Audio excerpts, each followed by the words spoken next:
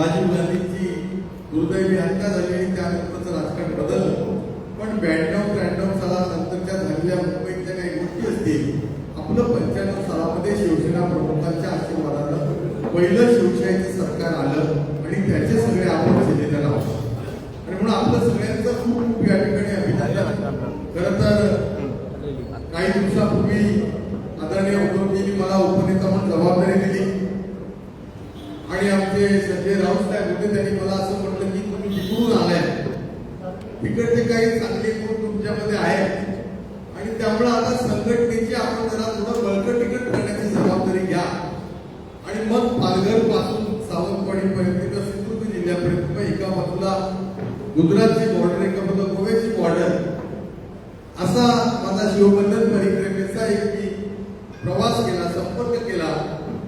जवळजवळ 4,500 शिवसेना उद्धव बाळासाहेब ठाकरे पक्षाच्या कार्यकारी पदाधिकाऱ्यांची मी व्यक्तिगत संवाद साधला, संपर्क साधला आणि नंतर माझ्या लक्षात आलं की कितीही मिंद्याने जरी गद्दारी केली असली तरी आजही शिवसेना प्रमुख उद्धव साहेबांचा शिवसैनिक आजही जागेवर आहे.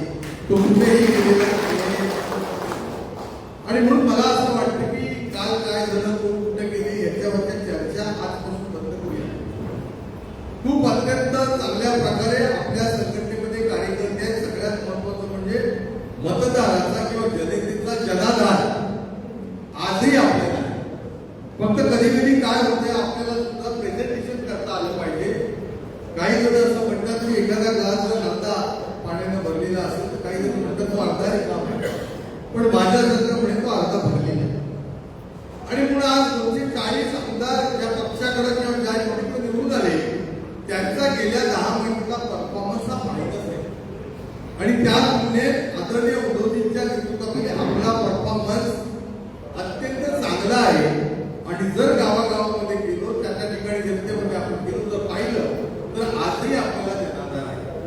परंतु आपण 31 लोकसभेचे खासदार महाराष्ट्रामध्ये गेल्या निवडणुकीमध्ये जिंकलो होतो, हे त्या 240 आमदारांच्या विजयामुळे ते थोडंसं मागे आहे. हा मनुष्याचा स्वभाव आहे. काल काय झालं हे थोडंसं लक्षात राहतं, पण 2 दिवसापूर्वी नेमक्या जेवणात लक्षात राहत नाही. तसंच हे राजकारणात नाही. आणि हा जो मीडिया आहे, आता सोशल मीडियाने अधिक भर घालतो की जे 31 खासदार निवडून आले होते, कारण आज उपराष्ट्रपदाची निवडणूक लागली आणि त्यावेळेला जेव्हा महाराष्ट्राचं विश्लेषण, महाराष्ट्रात मतदान कोण करणार आहे जास्त, तर ते शिवसेना उद्धव बाळासाहेब ठाकरे आणि त्यांच्या बरोबरचं जे काय आघाडीचं आपलं एकत्रीकरण आहे यांचं मतदान जास्त. आणि म्हणून मला असं वाटतं की आपल्याकडे खूप आपली चांगली परिस्थिती आहे. आज गणपती आहे, थोडी उपस्थिती आता चांगल्यापैकी झाली, त्यामुळं शेठचा चेहरा जर मला हसलेला दिसतो, बाजूला बसतो. परंतु गणपती आहे, सगळं आहे. आणि कधी काय शाळेमध्ये ना गैरहजर विद्यार्थ्याबद्दलच बोललं जातं, हजर विद्यार्थ्याची कोण दखलच घेत नाही. तसं आपल्याकडे झालं. पण तुमचं सगळ्यांचं मी मनपूर्वक अभिनंदन करतो की काही असेल ही काही यंत्रणा आमच्या मुदत साहेबांनी राबवली असेल, विचारणी फोन केले असेल, मला फोन केला, आवडतं मी आपण. आणि म्हणून आपण सगळेजण आलाय. 3 दिवसांनी गणपती आहे, याचा अर्थ काही कुठे कोण आला नाही म्हणून आपल्या संघटनेला काही कमी पडायचं मला वाटत नाही. काही गोष्टी सुधारल्या पाहिजेत, काही गोष्टी दुरुस्त केल्या पाहिजेत, ते जरूर आपण करू. काही गोष्टी सार्वजनिक बोलण्यासारख्या नसतात, त्या आपण व्यक्तिगत करू. पण मला असं वाटतं की या टिकून चालवलेल्या पुढचं जर बोलायचं झालं तर जे काय राजकीय पक्ष आहेत त्याच्यामध्ये आपलं मतदार आधी नंबरिंग आहे. कारण मी जेव्हा शिवसेनेत नव्हतो त्यावेळेला सुद्धा या तालुक्यात मी फिरलोय. या सगळ्या टिकून तालुक्यामध्ये परिस्थिती पाहिजे तेव्हा जर कोण नसायचो की जेवढा जर तुम्ही घंटा वाजलो. पहिला परशुरामला गेलो होतो, म्हटलं परशुरामाला चांगल्या गर्दी, आमच्याकडे सध्या कोण नाही. आता सुद्धा ती काय गर्दी आहे ती काय ती आता दिसेल जिल्ह्यावर पंचायत आपण टाकलो. परंतु जर करायचं आपण म्हटलं तर काही त्या ठिकाणी होऊ शकतं असं मला वाटतं. आणि म्हणून मला असं वाटतं की फार आता बोलणार नाही, परंतु साहेब माझे आपल्याला विनंती राहील, राऊत साहेबांनी पण मी बोलतो, उद्धवजी पण बोलतो, आपण राज्याचे नेत्या आवश्यकता वाटेल तेव्हा जरूर आम्ही तुम्हाला बोलू. पण तो आमच्या बरोबरची खाती जी सगळी बळी विक्रांतपासून जिल्हा प्रमुखांचे पदाधिकारी आहोत, आपण जर आता थोडंसं काय करूया, आपण हे सगळ्यांना बोलवायचं थोडंसं ते थांबवूया तालुक्यात. आपण जाऊया. शासन आपल्या दारीचं असतं ना,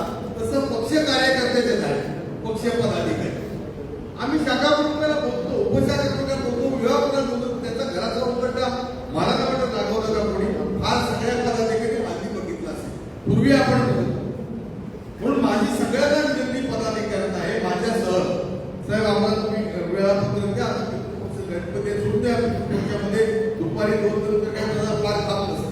सगळे बऱ्यापैकी मित्रांना सांगून मस्त झोपून मजा असते व्यवस्थित. पण आपण सांगतो फक्त पितृपक्ष आहे. मला असं वाटतं गणपतीच्या नंतरचा आनंद पहिल्या दिवस मला वाटतं काय रिकामा करतो, म्हणजे तू काय पौर्णिमा येणार नाही तर पौर्णिमेचा दिवस चांगला असतो. त्या दिवसामध्ये आपण परशुरामपासून आम्हाला परवानगी द्यायला सुरुवात करूया. प्रत्येक जिल्हा परिषद गटातल्या प्रत्येक गावात जायचं, कुणी जायचं आम्ही सगळे जायचं आणि मग तो बघूया शाखा करून पाहिजे. आज तू हे विचारण्यात काय मजा नाही. कारण हा जेव्हा माझा शिवबंधन परिक्रमेचा दौरा सुरू झाला तेव्हा पण अशी परिस्थिती होती. 3 वर्षातल्या ह्या सगळ्या पडझडीमध्ये हा इकडे गेला तो तिकडे गेला हे सगळं परसेप्शन होतं. सामान्य कार्यकर्ता नाही होता. माझ्या भाषेमध्ये लाभार्थी होताना तो गेला. लाभार्थी त्यामुळे ह्या लाभार्थ्यांवर संघटना कुठलीच चालू. म्हणून माझी या निमित्तानं आपल्याला विनंती आहे की आपण आपल्या कार्यकर्त्याला प्रतिष्ठा देऊया. जसं एखाद्या मालकाची संपत्ती मोडली जाते, अंबानीची किती संपत्ती आहे, अदानीची किती आहे, तसं राजकीय दृष्ट्या सुद्धा एका पक्षाची संपत्ती मोडली जाते, आर्थिक नव्हे, कार्यकर्त्याच्या रूपात. आणि या ठिकाणी ह्या ज्या भिंती दिसतात त्याला आपण प्रॉपर्टी म्हणतो, इस्टेट म्हणतो. इस्टेट आणि संपत्तीमध्ये फरक आहे. मला वाटतं आधी शिवसेना उद्धव बाळासाहेब ठाकरेंची संपत्ती काय तर तुम्ही बसलेले आहात, त्याला इंग्रजीत वेल्थ म्हणतात. म्हणून ही संपत्ती खूप चांगल्या पद्धतीने निष्ठावान आहे आणि खूप आता चांगल्या प्रकारे त्याच्यामध्ये थोडीशीच आपण भर घातली. मला विश्वास आहे पार्लमेंट पासून म्हणजे खासदारापासून ते सरपंचापर्यंत शिवसेना उद्धव बाळासाहेब ठाकरे पक्षाची सत्ता येऊ शकते. पुढचे 2-3 महिने आपण मेहनत घेऊया, आपल्या बूथचा आपण सक्षमीकरण करूया, त्या बूथ मध्ये कार्यकर्ते चांगल्या प्रकारे उभे करूया आणि मग भविष्यातल्या सगळ्या ज्या निवडणुका आहेत त्या आपण जिंकूया असा मला ठाम विश्वास आहे. थोडासा एक आणखी मला या निमित्तानं सांगतो, 95 सालापासून सलग 22 मला वाटतं 2 महिन्यापर्यंत आपल्या पक्षाचे बरेच कार्यकर्ते सत्तेतच राहिले. कोण ग्रामपंचायतीत राहिला, कोण जिल्हा परिषदेत राहिला, कोण नगरपालिकेत आला, नगरपालिकेत कोण आमदार झाला, खासदार झाला, कोण केंद्रीय मंत्री झाला. त्यामुळे 95 पूर्वी आपण सगळे कार्यकर्ते होतो. 95 सालापासून जून 22 सालापर्यंत आपण सत्तेच्या चालीकडे वापरल्यामुळं आपण आपली भूमिका आज आपण सत्ताधारी नाही आहोत. आज आपण एक सक्षम विरोधी पक्ष आहोत आणि मग सक्षम विरोधी पक्ष असेल तर जनतेची आपल्याकडून विरोधी पक्षाची अपेक्षा आहे. आपण ज्या माहोलमध्ये आहोत सत्ताधारी पक्षाचे आणि त्यामुळे कुठली टेंडर काय ते सगळं सोडून दे जाऊन काय काही खुर्ची घेऊया आपण. त्यामुळे 2 कंपन्या गेल्या तरी हरकत नाही, तुमच्या सगळ्या कंपन्या गेल्या. राघवला मी व्यक्तिगत तुम्हाला बोलत नाही, काय 25 वर्षात मिळालं ना आपल्याला नाही मिळणार. मला बेडकर आलेलं आहे. मी म्हणलं काय बेडकर साहेब माझी त्यांची एक मस्करी चालते तर म्हणत नाही मला लय जम दिली माझ्याकडे इन्कम टॅक्स माझ्या डीडीवाले म्हटलं काय 25 वर्षात मी लय कमवलं, काय झालं गेलं मिळालं कोणामुळे शिवसेनेमुळे मिळालं हे त्यांनी मला कबूल केलं. आणि म्हणून कुठेही काही घाबरू नका, आपण मिळवूया. किंवा तुम्ही 100% मंत्री होणार काय काही आपल्याला मुलींचा पॅड मागून तयार आहे तेव्हा तुम्ही चिंता करायचं काही कारण नाही. साधू म्हणून ती बरोबर आहे आहे पण मी पण आहे, मला पहिला नाही. आणि म्हणून मला असं वाटतं सगळ्या कार्यकर्त्यांना खूप चांगल्या पद्धतीने आपण काम करूया, हातामध्ये हात धरूया, सगळ्यांच्या भावना जाणून घेऊया, प्रेम प्रत्येकावर देऊया आणि प्रेमानं माणसांना आपण टिकूया.